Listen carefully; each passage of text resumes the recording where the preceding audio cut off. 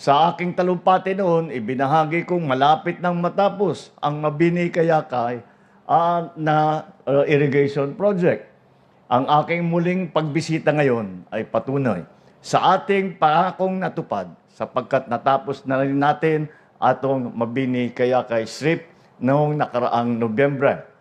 Sa pamamagitan ng proyektong ito, masusuportahan ang irigasyon sa 530 ektarya na sakahan sa 5 barangay sa Bambini at Alicia dito sa Bohol. Kaya't ngayong araw, ating ipinagdiriwang ang pagpapasinaya ng Mabini Kayakay Small Reservoir Irrigation Project dito sa Bohol.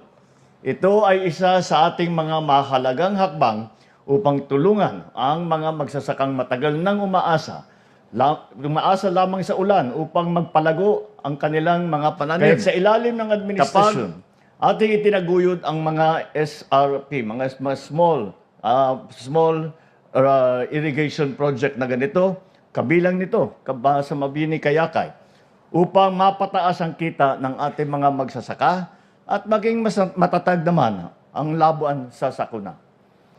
Dahil sa sapat na supply ng tubig, inaasahan nating tataas ang ani, lalo na ng palay at mga high-value vegetable crops. Dagdag pa dyan, mula sa 2 beses sa isang taon na pagtatanim, pwede nang magtanim na ang ating mga magsasaka ng 3 planting sa isang taon.